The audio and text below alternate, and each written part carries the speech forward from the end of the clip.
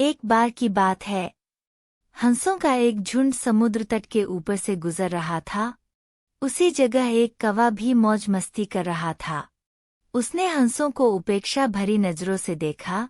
तुम लोग कितनी अच्छी उड़ान भर लेते हो। कौवा मजाक के लहजे में बोला, तुम लोग और कर ही क्या सकते हो, बस अपना पंख फड़फड़ा कर उड़ान भर सकते हो। क्या तुम मेरी तरह फुर्ती से उड़ सकते हो? मेरी तरह हवा में कलाबाजियां दिखा सकते हो? नहीं, तुम तो ठीक से जानते भी नहीं कि उड़ना किसे कहते हैं। कौवे की बात सुनकर एक वृद्ध हंस बोला, ये अच्छी बात है कि तुम ये सब कर लेते हो, लेकिन तुम्हें इस बात पर घमंड नहीं करना चाहिए। मैं घमंड वमंड नहीं जानता। अगर तुम में से कोई भी मेरा मुकाबला कर सकता है तो सामने आए और मुझे हरा कर दिखाए। एक युवा नरहंस ने कौवे की चुनौती स्वीकार कर ली। यह तय हुआ कि प्रतियोगिता 2 चरणों में होगी।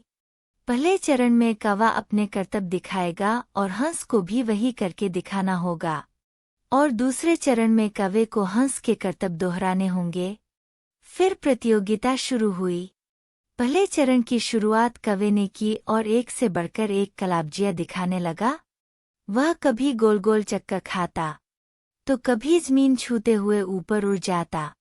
वहीं हंस उसके मुकाबले कुछ खास नहीं कर पाया। कौवा अब और भी बढ़-चढ़ कर बोलने लगा, मैं तो पहले ही कह रहा था कि तुम लोगों को और कुछ भी नहीं आता, ही। फिर दूसरा चरण शुरू हुआ। हंस ने उड़ान भरी और समुद्र की तरफ उड़ने लगा।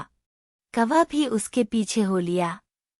ये कौन सा कमाल दिखा रहे हो? भला सीधे सीधे उड़ना भी कोई चुनौती है? सच में तुम मूर्ख हो, ओ कौवा बोला। पर हंस ने कोई जवाब नहीं दिया और चुपचाप उड़ता रहा। धीरे धीरे वे जमीन से बहुत दूर होते गए और कौवे का बड़बड़ाना भी कम होता गया और कुछ देर में बिल्कुल ही बंद हो गया। कौवा अब बुरी तरह थक चुका था, इतना कि अब उसके लिए खुद को हवा में रखना भी मुश्किल हो रहा था और वो बार बार पानी के करीब पहुंच जा रहा था। हंस कौवे की स्थिति समझ रहा था, पर उसने अनजान बनते हुए कहा, ओ तुम बार बार पानी क्यों छू रहे हो? क्या ये भी तुम्हारा कोई कर्तव्य है? नहीं, कौवा बोला, मुझे माफ कर दो, मैं अब बिल्कुल थक चुका हूँ, और यदि तुमने मेरी मदद नहीं की तो मैं यहीं दम तोड़ दूंगा। मुझे बचा लो, मैं कभी घमंड नहीं दिखाऊंगा। हंस को कौवे पर दया आ गई। उसने सोचा कि चलो कौवा सबक तो सीख ही चुका है, अब उसकी जान बचाना ही ठीक होगा, और वह कौवे को अपने पीठ पर बैठा कर वापस तट की ओर उड़ चला। कहानी से शिक्षा, हमें इस बात को समझना चाहिए कि भले हमें पता ना हो, पर हर किसी में कुछ न कुछ प्रतिभा होती है जो उसे आप में उसे विशेष बनाती है।